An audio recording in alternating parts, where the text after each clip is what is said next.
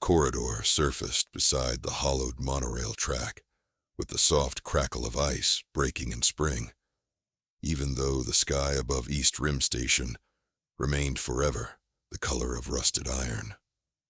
From 40 paces away, Leora Greywalk felt the hairs on her arms lift. Static bled from the concrete pylons, and a faint violet radiance flickered where no light should be. That shimmer marked the tier's edge, but the corridor's heart lay deeper, an invisible tunnel twisting through overlapping worlds. She flipped open her brass-bound ledger and noted the time. 0719, Standard. Day 283 of the 9th year after Shear. A good omen, if there were such things anymore. The last corridor she'd charted had blossomed 3 minutes early and taken half a neighborhood with it. Merchants spread rumors that prediction itself angered the fabric of space. Yet the council kept demanding results, and she kept walking the ruins with stylus in hand, because someone had to. The wind carried new smells, switching in abrupt pulses, the way an unsteady flame licks in and out of shadow. Diesel exhaust became brine. Brine gave way to burnt sugar. Then came something unfamiliar, sweet and fungal. Layers of reality were sliding past like panes of stained glass. She sketched a quick symbol, 4 overlapping circles, on page 247, an indication that olfactory divergence had preceded visual distortion. That might matter later, when she tried to fit today's tear into the greater mosaic. Leora circled closer. To the naked eye, the corridor resembled a shimmer of hot air. Yet through the polarizing lens clipped to her spectacles, she saw 3 ghost worlds braided together. A metropolitan skyline of mirror-clad spires, a barren desert whipped by green-black storms, and a forest of bioluminescent fungi, bigger than sequoias. Each flickered in and out of primacy. In the gaps between blinks, she caught glimpses of her own world, crumbling overpasses, wind-polished bones, signals from a dead civilization. She slid a coil of copper wire across the ground as a boundary marker.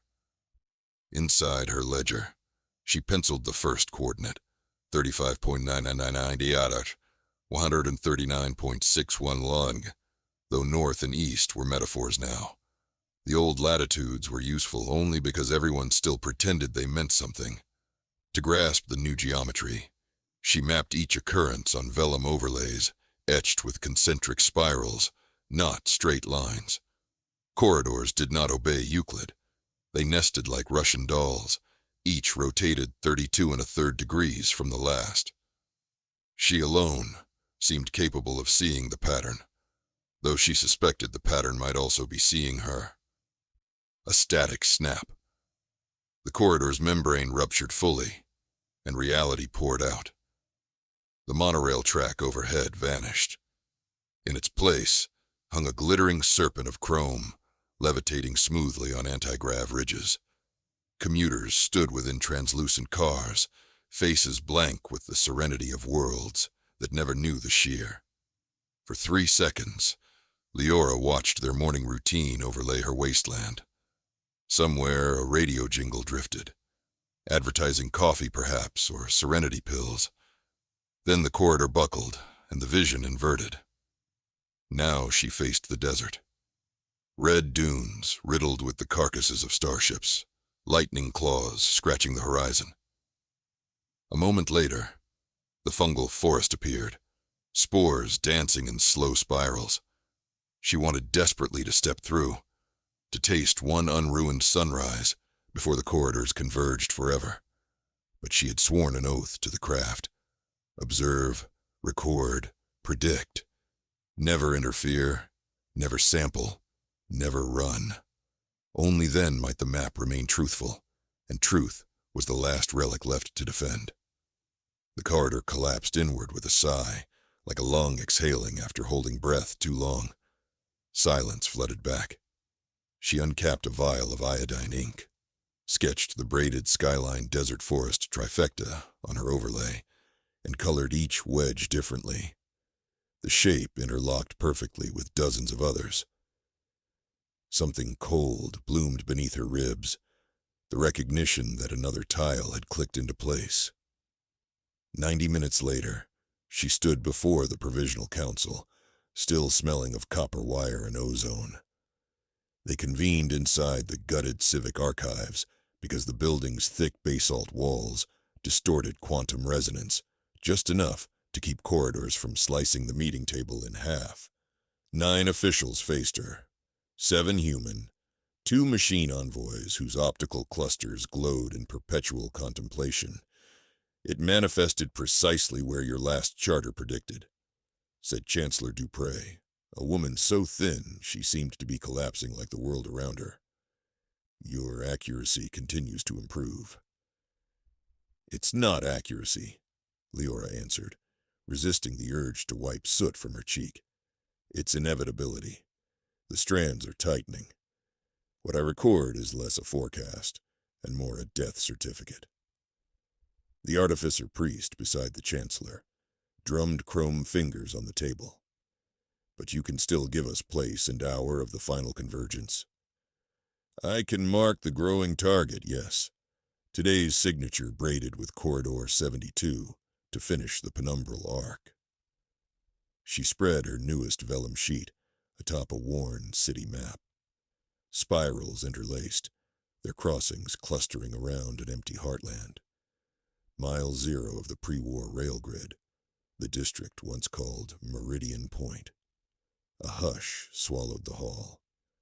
Everyone knew Meridian Point.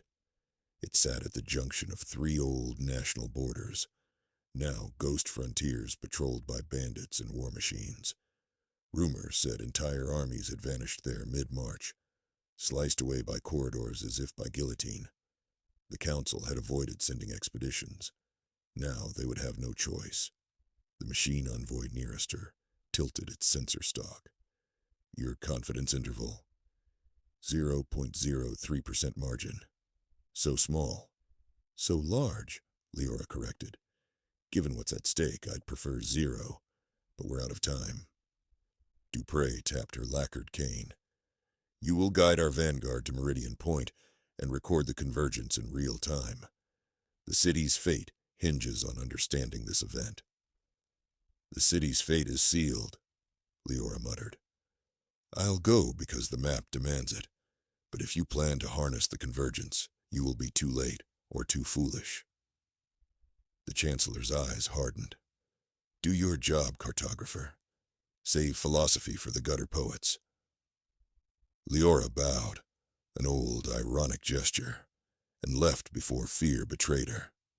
Night in East Rim bled from red to violet to black, each hue a reminder that the sky itself was a palimpsest of colliding potentials. She made camp beside a derelict fountain, where algae glowed faintly in cracked marble pools. As she rummaged for ration tabs, someone stepped into the torch glow. A boy, no older than 13, wearing a coat stitched from mismatched timelines, plastic sequins, desert leather, fungal silk fibers that shimmered under UV. Don't shoot, he said, before she could even reach for her revolver. I'm a return. That word chilled her more than the night air. Returns were corridor orphans, beings ejected from realities that no longer aligned with their birth coordinates. Most drifted, starved, and mad. A few adapted insanely fast, as if born with memories of Earths they never walked. I have nothing to trade, she said. He shook his head. Didn't come for trade, came for you. He held up a frayed scrap of parchment covered in her own handwriting. The ink pattern was reversed right to left, mirrored as though penned by a left-handed twin. You dropped this yesterday, he added, except tomorrow. She snatched the slip, fighting dizziness. The lines did resemble her annotations, but the date read Day 286, 3 days hence. At the end was a note. Bring the boy. You expect me to believe, belief's your luxury, map maker, he said. but I know safe paths through the mid-corridors. You'll need me when the last worlds kiss." She almost laughed at his theatrical phrasing, but something in his eyes stilled her.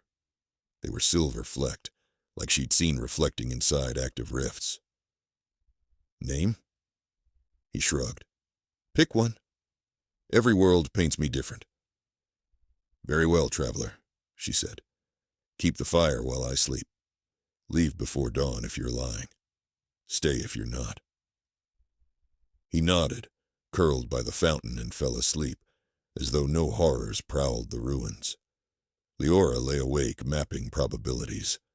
Corridor drift patterns, council treachery, the boy's origin. All streams pointed to Meridian Point like arteries to a heart about to burst.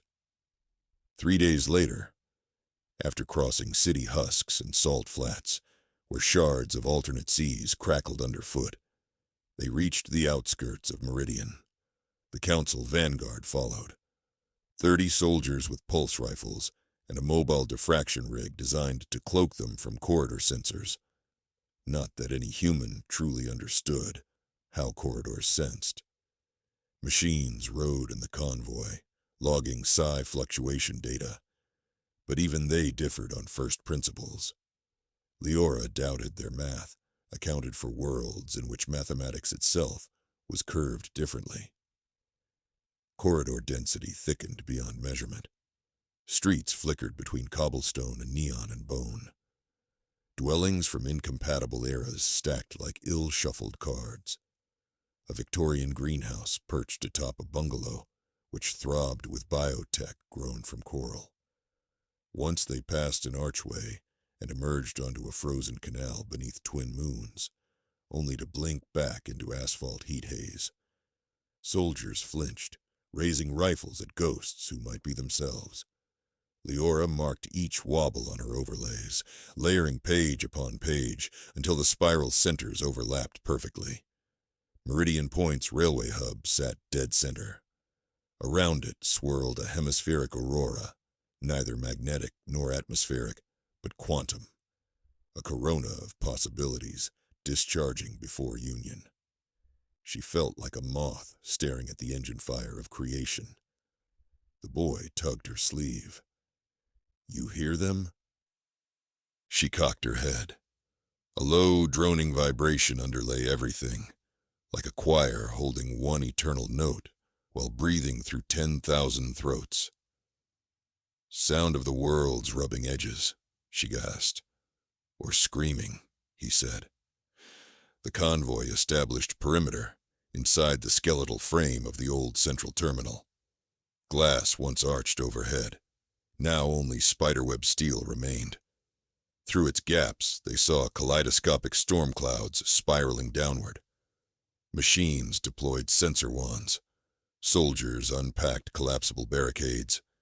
Leora sat cross-legged on the floor, unfurling her full master map, transparent inks glowing under ultraviolet. She overlaid fresh vellum, rotated it, and froze. Across every layer, at the innermost ring, a mark existed that she had never drawn. A tiny black glyph, shaped like a closed eye. She pulled another sheet. Same mark. The mark nested inside itself ad infinitum. She looked up at the boy. He nodded, grim. "Cartographer's paradox," he said softly. "Map grows so complete, it maps the hand drawing it, then maps the thought, eventually maps the map. Loop closes," she whispered, "so my accuracy accelerates the convergence. That's why the Council loves you. They think steering detail steers destiny." He placed a fungal silk glove on her wrist, "But you can still choose what you write next." Lightning of fused realities struck the terminal's roof. Steel vaporized in ultraviolet arcs. Time dilated. Soldiers moved sluggishly as if wading tar, while stray papers blew at tenfold speed. Corridors opened around them like blooming, translucent flowers, each petal a cosmos. Through one rift, Leora glimpsed herself older, hair silver, guiding refugees across a bridge of glass. Through another, She saw herself broken, chained to a desk in council chambers, forced to churn maps that stitched reality to the ruler's liking. The convergence wasn't a single clash, it was negotiation among infinite outcomes. Observation and intent served as votes. She'd been voting unknowingly with every line she inked. Chancellor Dupre shouted over the crackle, "Greywalk, stabilize the epicenter. Feed coordinates to the rig." Leora stood, ledger in hand. Ink dripped from her stylus, black as corridor shadows. Around her, reality fractured in strobing bands. She imagined drawing one more symbol, perhaps a spiral curling away from Meridian, diverting the convergence to unpopulated wastes. But diverting meant condemning other versions of Earth that had no say. The boy leaned close. Write nothing, and the equation remains undecided. All worlds may drift apart again, each scarred but alive. Or all collapse indiscriminately, she replied. He smiled sadly. Freedom's messy. She considered Dupre, barking orders to pull energy through a lattice of machines she barely understood. She considered the soldiers, some earnest, some cruel. She considered billions across variant Earths who might never know this decision existed. And she considered herself, the observer, the keystone. Perhaps withdrawing her gaze was the truest map she could leave, a blank beyond which others must navigate. She uncapped the vial, let ink pool in her palm, and slammed the ledger shut. Pages soaked, smeared, erasing lines into abstract blotches. Spirals bled into void. "No!" Dupre screamed. She sprinted toward Leora, rifle in hand, but a corridor yawned between them. The Chancellor stumbled through and vanished into a skyline of mirror spires that promptly faded. The boy laughed, a bright, astonished sound amid thunder. "You cut the tether!" Around them, barricades blinked out. Machines froze mid-calculation, then crashed, code unable to parse shifting constants. Soldiers seized, disoriented, as corridors spat them to random geographies. Desert dunes, fungal groves, frozen canals.